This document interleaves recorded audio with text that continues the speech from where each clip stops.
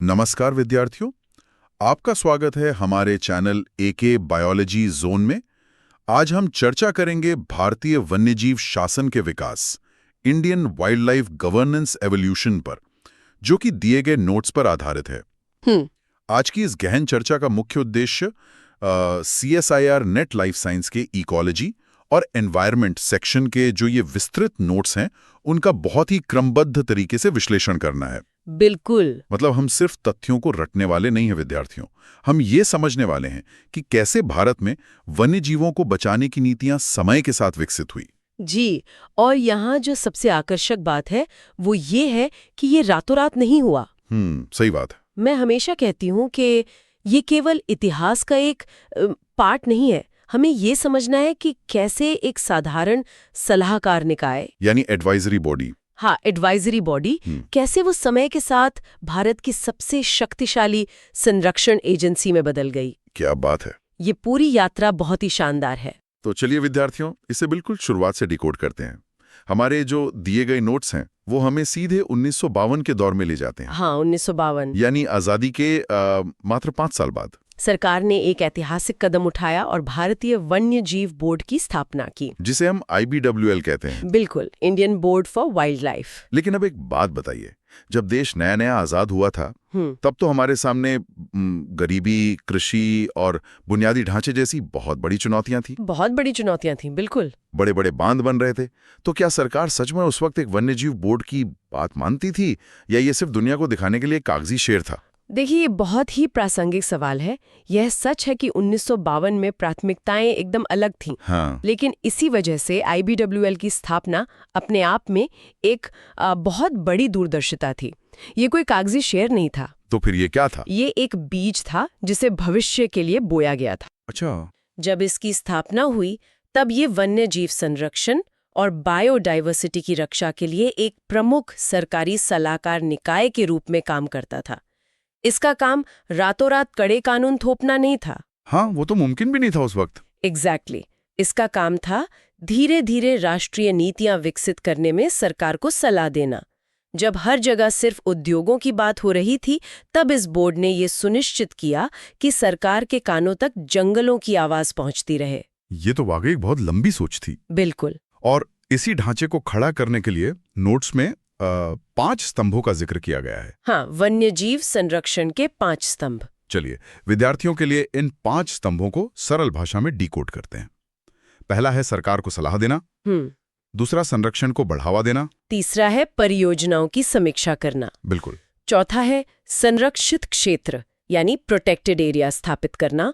और 5वां है सतत उपयोग, मतलब सस्टेनेबल यूज। जी, ये 5 सुनने में तो बहुत अच्छे लगते हैं, लेकिन जमीन पर ये एक साथ काम कैसे करते थे? अगर आप इसे एक उदाहरण से समझें तो बात बहुत आसानी से साफ हो जाएगी। बताइए। मान लीजिए किसी घने जंगल के बीच से एक नया हाईवे निकलना है। ठीक है। यहाँ पर वो जो तीसरा स्तंभ है ना, परियोजनाओं की समीक्षा करना, हाँ, वो सक्रिय हो जाता है। बोर्ड ये देखेगा कि इस हाईवे से जानवरों की प्राकृतिक आवास पर क्या असर पड़ेगा। अगर असर बहुत विनाशकारी है तो पहला स्तंभ काम में आता है, यानी सरकार को सलाह देना कि भाई रास्ता बदलो। बिल्कुल सही।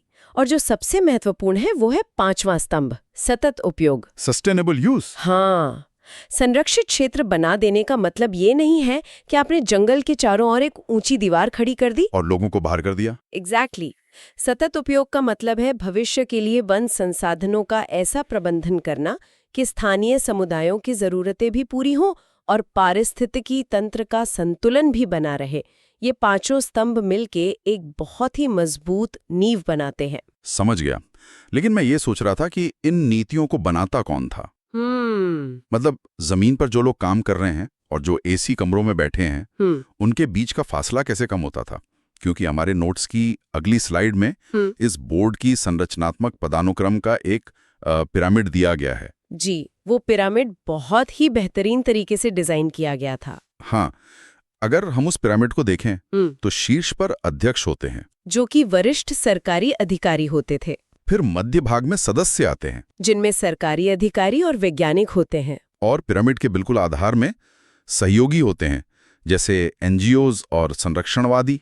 देखिए, ये जो ढांचा है ना, ये विभिन्न दृष्टिकोणों को एक साथ लाने में बहुत मदद करता है। वो कैसे? आप नीतियां बनाते हैं तो आपको नौकरशाहों की जरूरत होती है जो सरकारी सिस्टम को समझते हों।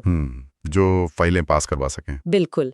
लेकिन उन नौकरशाहों को ये बताने के लिए कि जानवरों को असल में क्या चाहिए, आपको वैज्ञानिकों की जरूरत होती है। सही बात है। और नीतियां जमीन पर काम कर भी रही हैं या नहीं, इसका फीडबैक देने के लिए एनजीओज और स्थानीय लोगों की जरूरत होती है। मतलब ये बहुत ही शानदार संतुलन था। जी हाँ। और विद्यार्थियों, इन्हीं नीतियों का सबसे बड़ा परिणाम हमें संरक्षित क्षेत्र नेटवर्क के विस्तार में देखने को मिलता है। Protected area network. हाँ, भारत में इस नेटवर्क को 4 मुख्य श्रेणियों में बांटा गया है।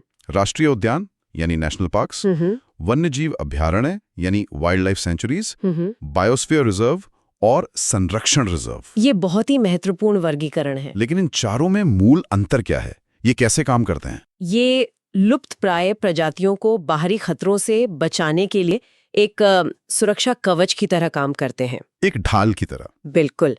लेकिन इनकी सख्ती का स्तर अलग अलग है। जैसे राष्ट्रीय उद्यान सबसे सख्त होते हैं। वहां कोई भी मानवीय गतिविधि नहीं हो सकती। एग्जैक्टली।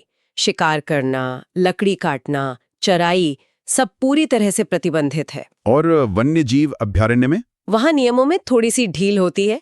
कुछ विशेष अधिकारों की अनुमति दी जा सकती है, जैसे सूखी लकड़ी बीनना, लेकिन तभी जब उससे वन्यजीवों को कोई खतरा ना हो। और ये बायोस्फीयर रिजर्व तो काफी बड़े होते हैं ना? हाँ, उनका दायरा बहुत विशाल होता है। वो सिर्फ जानवरों के लिए नहीं है, उनमें मानव और प्रकृति का सह अस्तित्व शामिल होता है।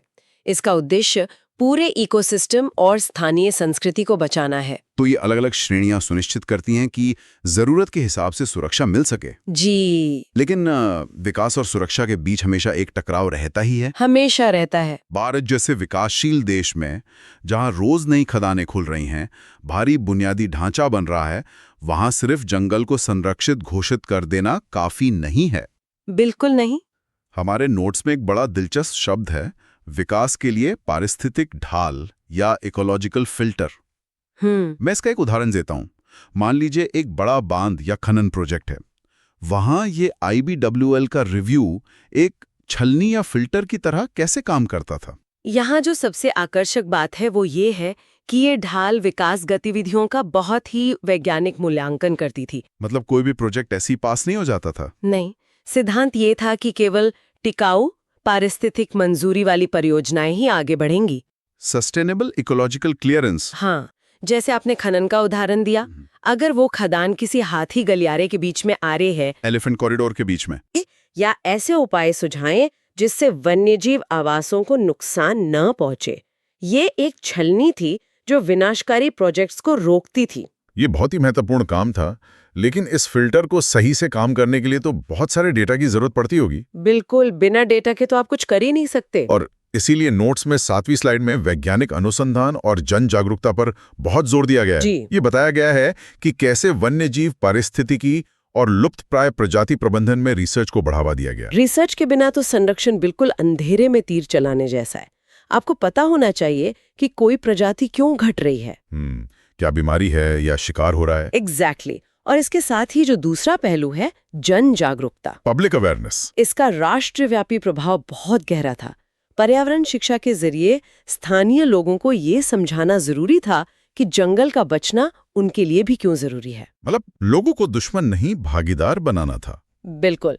और विद्यार्थियों, जब ये रिसर्च और नीतियां सही से काम करती हैं, तब हमें प्रमुख प्रजातियों पर वास्तविक प्रभाव देखने को मिलता है। Tangible impact. हाँ, यहाँ मैं एक आहा मोमेंट लाना चाहता हूँ। हमारी स्लाइड 8 बंगाल टाइगर और एशियाई हाथी जैसी प्रजातियों की बात करती है। मैं चाहता हूं कि आप एपेक्स और अम्ब्रेला प्रजातियों के इस कॉन्सेप्ट को थोड़ा स्पष्ट करें। ये बहुत ही शानदार कॉन्सेप्ट है। एपेक्स प्रजाति का मतलब है जो खाद्य श्रृंखला में सबसे ऊपर है, जैसे बंगाल टाइगर, टॉप प्रेडेटर। हाँ, लेकिन जो सबसे दिलचस्प शब्द है वो है अम्ब्रेला प्रजाति, छाता। एग्जैक्टली, एक छाता। जब आप बाघ या हाथी जैसी विशाल प्रजाति को बचाने के लिए बहुत बड़ा राष्ट्रीय उद्यान बनाते हैं, तो आप सिर्फ एक जानवर को नहीं बचा रहे हैं। बाघ को बचाने के लिए आपको हिरन बचाने होंगे, हिरण के लिए घास बचानी होगी, घास के लिए मिट्टी और पानी बचाना होगा। अरे वाह। तो बाघ रूपी छाते के नीचे जी। जो पूरा का पूरा इकोसिस्टम है, पेड़ पौधे कीड़े पक्षी, वो सब अपने आप बच जाते हैं। क्या बात है, मतलब एक को बचाओ और पूरा जंगल बच जाता है। बिल्कुल। ये तो बहुत ही खूबसूरत डिजाइन है। लेकिन चलिए अब हम अपनी कहानी में एक बहुत बड़ा मोड़ लाते हैं। 2002 का मोड़। हाँ विद्यार्थियों, अब तक हम 1952 के बोर्ड की बात कर रहे थे, लेकिन नोट्स बताते हैं कि 2002 में एक विकासवादी छलांग लगाई गई। एक बहुत बड़ा पैराडाइम शिफ्ट था ये। वन्यजीव संरक्षण अधिनियम 1972 में संशोधन किया गया जी। और जो हमारा पुराना IBWL था उसे पुनर्गठित करके राष्ट्रीय वन्यजीव बोर्ड यानी national board for wild life NBWL बना दिया गया। अब मुझे ये बताइए इसकी जरूरत क्या थी? 1952 वाला बोर्ड तो अच्छा काम कर ही रहा था ना। देखिए 1952 से लेकर 2002 तक आते आते देश बहुत बदल चुका था। औद्योगिकरण बहुत तेज हो गया था। बिल्कुल। विकास का दबाव, कॉरपोरेट दबाव बहुत ज्यादा था। ऐसे में वो जो पुराना सलाहकार निकाय था ना, वो अब नाकाफी साबित हो रहा था। अच्छा। अगर हम दोनों का तुलनात्मक विश्लेषण करें तो सबसे बड़ा अंतर शक्तियों का था। 1952 वाला बोर्ड सिर्फ एक एडवाइजरी बॉडी थी। मतलब सिर्फ सलाह दे सकता था, मानना या ना मानना सरकार पर था। एग्जैक्टली। लेकिन 2002 में बना NBWL एक वैधानिक निकाय है, एक स्टैट्यूटरी बॉडी। ओहो, तो इसके पास कानूनी ताकत आ गई। बिल्कुल। इसे 1972 के कानून से सीधे शक्तियां मिलती हैं। अब इसकी बात सिर्फ एक सुझाव नहीं है, वो एक कानूनी बाध्यता है। ये तो बहुत बड़ा बदलाव था। और सिर्फ ये नहीं, हमारी स्लाइड 11 बताती है कि इसके नेतृत्व में भी बहुत बड़ा बदलाव हुआ। वो तो मास्टर स्ट्रोक था।